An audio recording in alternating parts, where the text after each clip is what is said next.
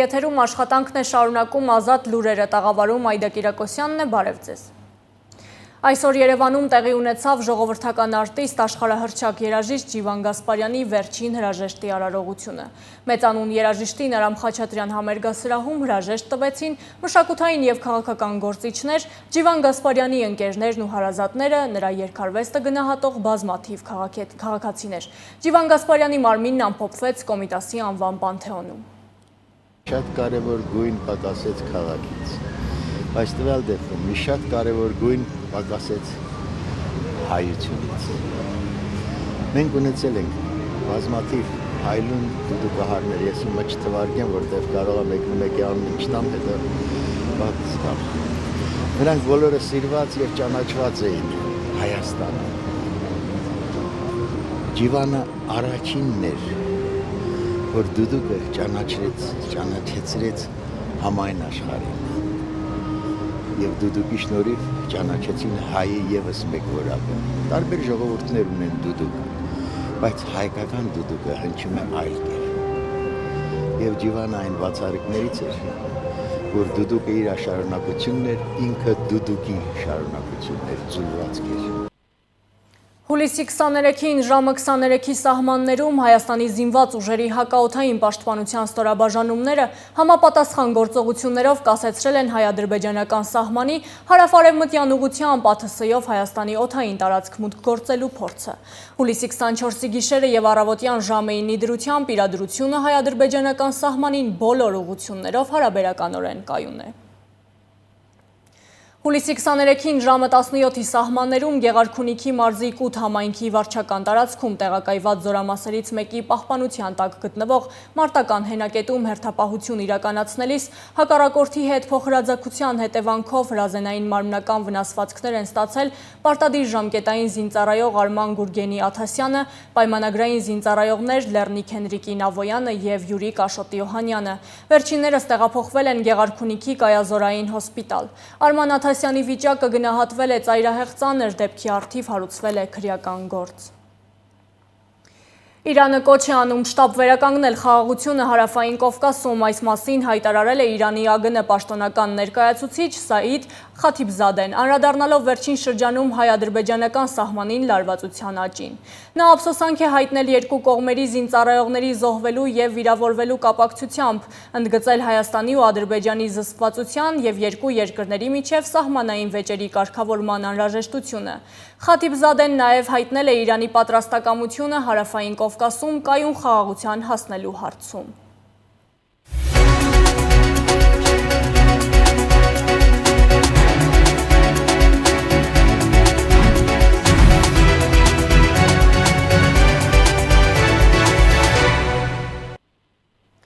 Հուլիսի 23-ի երեկոյան ոստիկանության Երևան քաղաքի վարչության Արաբկիրի ու Մաշտոցի բաժինների, Դավթաշենի բաժանմունքի եւ հատուկ նշանակության գումարտակի ծառայողներն ու պարեկները մայրաքաղաքի Արաբկիրում, Աջափնյակում եւ Դավթաշենում իրականացրել են ուժեղացված ծառայություն։ Տարբեր կասկածանքներով բաժին բերման են ենթարկվել 25 անձ, կատարվել են խուզարկություններ, զննություններ, որոնց արդյունքում հայտնաբերվել են տարբեր տեսակի ատրճանակներ ու հրացաններ, դանակներ ու մահակներ։ 5 անձի խուզարկությամբ հայտնաբերվել են մարիխուանայի նմանվող զանգվածներ ընդհանուր 31 գրամից ավելի քաշով։ Նմանօրինակ հատուկ միջոցառումները պարբերական բնույթ են կրելու։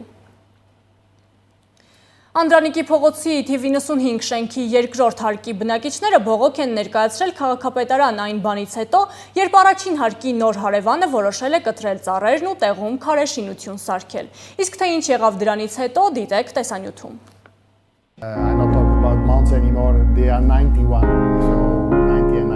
Լեաննան ու հոլանդացի Ադրիանուսն ամուսիններ են արդեն 11 տարի։ Ես ապրում այստեղ,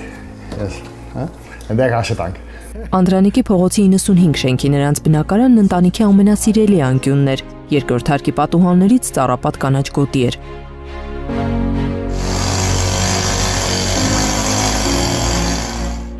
Պատկերը միանգամից փոխվեց, երբ առաջին հարկի նոր հարևանը որոշեց կտրել ծառերն ու տեղում քարեշինություն սարքել։ Մի օր արթնացանք ու տեսանք, որ անցել են գործի, այդ ծառերը առաջինը կտրեցին, վերացրեցին, առանց տեղեկացնելու մեզ, առանց ոչինչ բան ասելու, ուղղակի պատահական խոհանոցում գործ էի անում, ու այդ ապարատուրան, եկավ բարձրացավ, սկսեցին կտրատել, անգամ պատուհաններին էին վնասում, այն որ գրեթե տուն են մտնում։ Ու ես խոսեցի, ոչ մի արձագանք չտվեց, տվյալ անձը Ոմն Վարդանը ընդամենը պտտվեց ու ասեց, ով ինչ ասում է չլսեք, ես ինչ ասում եմ, այդ արեք։ Նայից հետո իհարկե զանգեցինք, հարևանները, ես ինքս քաղաքապետարան, իմացել եմ կողքի տարածքներից, որ այդտեղ ինչ-որ խանութ է, շինարարությունը խանութ է լինելու։ There are trees have big դուպուծար, 40 տարի դուպուծար, 40 years old. Պատուհանից նայում էիր, 40 տարեկան ծառեր էին։ Երկրում չէի, երբ վերադարձա գտա այս տեսարանը։ Շինարարությունն իրականացվում էր գիշերը, ոչ մի թույլտվություն չկար։ Նման կառույցների համար ծառերը հատելը նույնն է, թե մարդու թոքերը հեռացնես։ Ես շնորհակալ եմ քաղաքային իշխանությանն արագ արձագանքի համար։ Այժմ կարևոր է, որ այս ապօրինի կառույցն ապամոնտաժվի։ Շատ արագ տեմպերով 10-12 հոգի մեջը լցված կանգնեցվեց, ես եկա համարյա 80-ից 100 քառակուսի մետր, կոնկրետ չեմ կարող ասել ինչ կար։ Շինությունը բարձրացավ մտավ երկրորդ հարկի բնակարաններ, մեր տները վտանգի ենթարկեցին 35 տարվա։ Անդրանիկի 95 հասցեում ապօրինի շինարարության վերաբերյալ Երևանի քաղաքապետարանի հասարակական կարգի պահպանության ծառայության աշխատակիցները հունիսի 21-ին վարչական արձանագրություն են կազմում։ Հաջորդ քայլը պետք է լիներ շինության քանդումը, բայց տարածքն ապօրինի զավթած Վարդան Հովսեփյանը հունիսի 28-ին դիմում է դատարան բողոքարկելով քաղաքապետի որոշումը։ Վարչական դատարանը իդեմս դատավոր Ռաֆիկ Խանդանյանի օպերատիվ արձագանքելով հունիսի 30-ին հայցը վարույթ է ընդունում եւ հենց նույն օրը որոշում կայացնում որպես հայցի ապահովման միջոց արգելել քաղաքապետարանին քանդելու ապօրինի կառույցն ու ազատելու համայնքային հողը։ Արդեն հուլիսի 20-ին քաղաքապետարանը հայցի ապահովման միջոցը վերացնելու մասին միջնորդություն է ներկայացրել վարչական դատարան։ 4-րդ օրն է, բայց դատարանը կարծես նույն շտապողականությունը չի ցուցաբերում։ Նման մեկ այլ դեպքով դատարանը 1 օրում բավարարել էր կանգառում կրպակառուցած քաղաքացու հայցը, իսկ քաղաքապետարանին պատասխանել շաբաթներ անց։ Մինչդեռ հիշեցնենք, որ ապօրինի շինարարությունը հասել էր նաև հենց վարչական դատարանի շենքի դիմաց։ People who do this kind of things, they have to do. Մարդկանց, որոնք նման ապօրինություններ են անում, կասեմ, մի արեք այդպես։ Կա մեկ այլ օրինական ճանապարհ։ Այսօր քաղաքապետարանը ապօրինի շինությունների վերացման ուղղությամբ բավական մեծ process է սկսել։ Հուսով եմ, քաղաքապետի մոտեցումը կմնա նույնը ապօրինի կառույցների մասով։ Ես սիրում եմ Հայաստանը եւ հարգում եմ այստեղի օրենքները, ու վստահ եմ, որ այս խնդիրը կստանա իր լուծումը։ Հուսամ, որ ամեն ինչ կգնա իր անունով, մեր ուզածով ու վերջապես այդ ապօրինի շինությունը կվերանա ու երևի հույսեր ունեմ հետո կանաչապատում կլինի։ Մենք փորձեցինք գտնել ու կապ հաստատել նաև սեփականատիրոջ հետ, լսելու նրա մեկնաբանությունները, բայց ապարդյուն։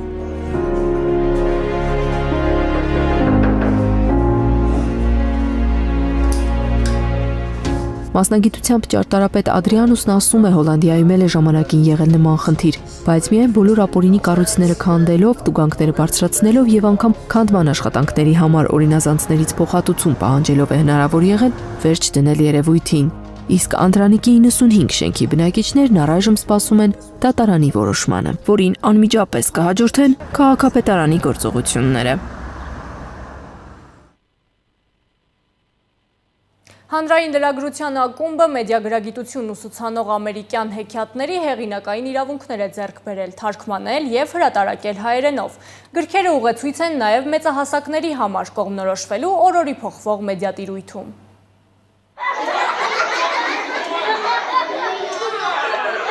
Թումանյանական պարզության, աղայանական խորամտության և բազմաթիվ այլ մանկագիրների, աշխարհի չարն ու բարին զանազանող գունեղ հեքիաթների կողքին այսօր հայ ծնողները հնարավորություն ունեն ավելացնելու ժամանակի թելադրանքով գրված մեդիագրագիտություն ուսուցանող նոր հեքիաթները։ Չէ՞ որ մեր օրերում փոքրիկներին պաշտպանություն է հարկավոր հենց թվային տիրույթում։ Հայերեն թարգմանությամբ կտկտ ճուտիկը, թվային պոչ, լինում է չի լինում առցանց գրքերը ծնողներին կօգնեն երեխաներին սովորեցնել թվային անվտանգության բայց կարևոր կանոններ։ Որն է ամենակարևոր գաղափարը, որ երեխաների համար շատ հասկանալի, մատչելի լեզվով, հեքիաթի միջոցով, դա ամենակարևորն է։ Ներկայացվում են գիտելիքներ, որ ինքը վաղը կարող է օգտագործի արդեն։ Չիմացությունը բերում է որոշակի վտանգների, որոնց առջև կանգնած են ժամանակակից երեխաները։ Հենց այս խնդիրների լուծմանն է ուղղված այն գրքերը, որոնք իդեպ պետք է ասեմ հաճույքով կկարդան մեծերը, շատ բաներ կա, որ ձեզ համար էլ նոր կլինեն եւ հետաքրքիր կլինեն եւ իրարման համար էլ շատ կարեւոր կլինեն եւ հետո այդ գիտելիքների իմացությունը, որ դուք պետք է փոխանցեք երեխաներին։ Նոր թարգմանված գրքերը մատչելի ուղեցույց կլինեն հենց մեծահասակների համար, կողմնորոշվելու այսքան արագ փոփոխվող մեդիատիրույթում, քանի որ նրանք երբեմն հետ են մնում տեխնիկական ու տեխնոլոգիական նորամուծություններից եւ հաճախ հայտնվում թվային ցանցի ծուղակում։ Երեխաների հետ աշխատող մանկավարժները հնարավորություն են ունեցել հանրային լրագրության ակումբի եւ ԱՄՆ դեսպանատան նախաձեռնությամբ իրականացվող ծրագրի շրջանակում մասնակցել մեդիագրագիտության դասընթացների եւ ստացել գիտելիքներ ու հմտություններ, որոնք կփոխանցեն երեխաներին։ Եմ ընդգծել, որ աննախադեպ հետաքրքրություն կար մանկավարժական համայնքի կողմից դեպի մեր վերապատրաստումները, դեպի այս թեման։ Մենք մեր դասընթացների առաջին հայտարարության որպես արձագանք ունեցել ենք 670-ի չափ դիմորդ։ Երեխաների հետ հեշտ չէ խոսել բարդ թեմաներից, կարելիների ու չի կարելիների շարքից, առավել եւս երբ այն վերաբերում է իրենց համար այդքան սիրելի մեծ ու փոքր էկրաններին։ Գունեղ էջերով ու զվարճալի պատմություններով գրքերը կարող եք գտնել Երևանի Խնկո-Ապոր եւ Իսահակյանի, նաեւ Էջմիածնի եւ Սիսիանի գրադարաններում։ Գրքերից օրինակներ նվիրվել են նաեւ պետական մանկապարտեզներին։ Մնում է միայն ընթերցել եւ դաստիարակել նորագույն տեխնոլոգիական մարտահրավերներին պատրաստ երեխաներ։ Այդա Կիրակոսյան, Տիգրան Ղազարյան, Ազատ լուրեր։ 15-ամյա Բորիսը պատերազմի ժամանակ մոր եւ փոքր եղբոր հետ տեղափոխվել էր Հայաստան։ Այդ օրվանից ի վեր նա իր վրա է վերցրել ընտանիքի հոգսը։ 8 ամիս է ինչ գործում է Բորիսի երազանքների օնլայն խանութը, որը ընտանիքի միակ եկամտի աղբյուրն է։ 15 տարեկան, բայց մեծ գաղափարի տեր։ Արցախցի Բորիսի երազանքը նպատակ է դարձել, ու նա քայլ առ քայլ հասնում է դրան։ Փոքրիկ բիզնեսմեն է։ Մինչ հայրը կվերադառնար կռվի դաշտից, պատերազմի ընթացքում մոր եւ փոքր եղբոր հետ հասավ Հայաստան եւ իր վրա վերցրեց ընտանիքի հոգսը։ Իր մոտ եղած փոքր գումարով օնլայն խանութ բացեց։ Սկզբում հուշանվերներ էր վաճառում, հետո սկսեց ընդլայնել ապրանքատեսականին։ Անթիվ անհամար նամակներ էր ստանում պատվիրատուներից, բայց հիմա կարծես թե առևտուրը նվազել է։ Հազարավոր մարդիկ առնում էին ապրանքը, բայց այդքան էլ իրանց կարող պետք է չէր, բայց առնում էին, որ ինձ օգնեն։ Պրյամո էֆիր եմ սկսել անել, ինձ ապրանքը ցույց եմ տալիս, վաճառում։ Օնլայն խանութում Բորիսը հիմնականում խոհանոցային պարագաներ է վաճառում։ Գները մատչելի են, իսկ ապրանքները որակյալ։ 15-ամյա տղան իրենց տան միակ աշխատողն է, իսկ փոքրիկ բիզնեսը միակ եկամտի աղբյուրը։ 7 ամիս եւ ավելի է ինչ Երևանում վարձով են բնակվում։ Հայրն ու մայրը աշխատանք չունեն, չնայած փնտրում են։ Պապան բանակում էր աշխատում, մաման երկուսն էլ զինվորական էին։ Բորիսի փոքրիկ խանութում գործում է առաքում, իդեպ անվճար։ Ապրանքների առաքում է գործում ոչ միայն Երևանում, այլև շրջաններում։ Ամեն անգամ նոր ապրանք վաճառելիս մտովի տեղափոխվում է իր հարազատ Արցախ։ Ինչ լավ կլիներ, եթե ժամանակն ու հանգամանքները չխանգարեին, բիզնեսն իր ծննդավայրում ստեղծեր։ Երազում է օնլայն խանութի հետ մեկտեղ մի օր ունենալ նաև առևտրային տաղավար, բայց արդեն սիրելի Արցախում։ Աննա Ղազարյան, Գոռ Հովհաննիսյան, Ազատ լուրեր։ ՅՈՒՆԵՍԿՕ-ի համաշխարհային ժառանգության կոմիտեն մտահոգություն է հայտնել բյուզանդական դարաշրջանի հուշակոթողին Սուրբ Սոֆիա տաճարին մզկիթի կարգավիճակ տալու առնչությամբ եւ խնդրել Թուրքիային մինչեւ 2022 թվականի փետրվարի 1-ը տրամադրել կառույցի վիճակի մասին թարմացված զեկույց։ Թուրքիայի նախագահ Ռեջեփ Թայիփ Էրդողանը 2020 թվականի հուլիսի 10-ին հրամանագիր էր ստորագրել Սուրբ Սոֆիայի տաճարը մզկիթի վերածելու մասին։ Շատ քրիստոնեական եկեղեցիներ, ինչպես նաև ՅՈՒՆԵՍԿՕ-ն մտահոգություն էին հայտնել Թուրքիայի ղեկավարության այդ որոշման առնչությամբ։ Թալիբան արմատական շարժման անդամները սպանել եւ գլխատել են նախկին ռազմական թարգմանիչ Սոհալի Պարդիսին, որն օգնել է ամերիկացի զինվորներին։ Ըստ տեղեկությունների 30-ամյա թարգմանչի վրա հարձակվել են մայրաքաղաք Քաբուլի մերձակայքում, նրան դուրս են հանել մեքենայից, ծեծել, գնդակահարել, ապա գլխատել։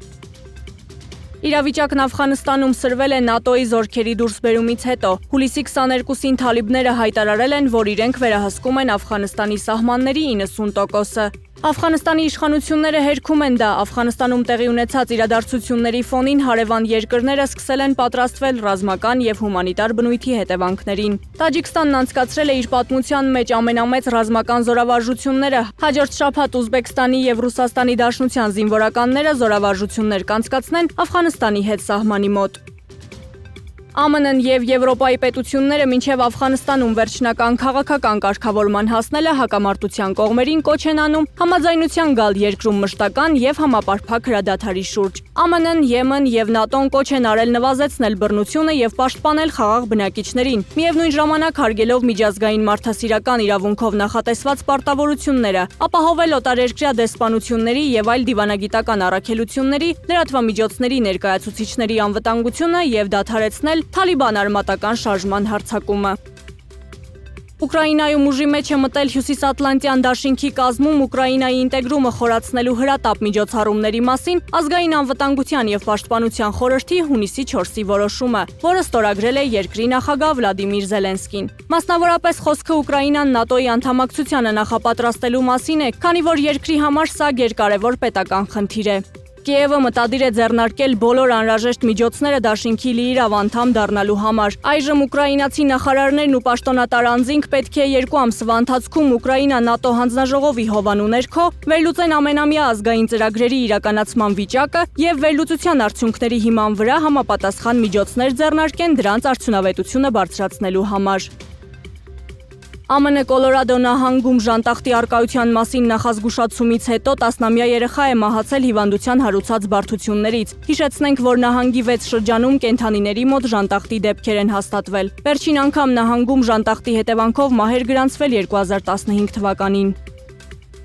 Կորոնավիրուսի համավարակը դեռևս հեռու է ավարտվելուց։ Դելտա շտամը գերիշխող է դարձել Եվրոպայում եւ հաջորդ ամիսներին կդառնա ամենաշատ տարածվածն աշխարհում։ Ուսումնասիրություններից ստացված տվյալները ցույց են տալիս, որ հունիսի 28-ից մինչև հուլիսի 11-ն ընկած ժամանակահատվածում դելտա շտամը գերիշխող է եղել 28 երկրից 19-ում։ Ընթացիկ միտումների հիման վրա կարելի է ասել, որ դելտա տարբերակը հաջորդ ամիսներին կգերիշխի համաշխարհային մասշտաբով։ Այն արդեն հայտնաբերվել է Եվրոպայի գրեթե բոլոր երկրներում։ Այն կշարունակվի տարածվել, փոխարինելով այլ տարբերակների, եթե չհայտնվի նոր առավել մրցունակ վիրուս։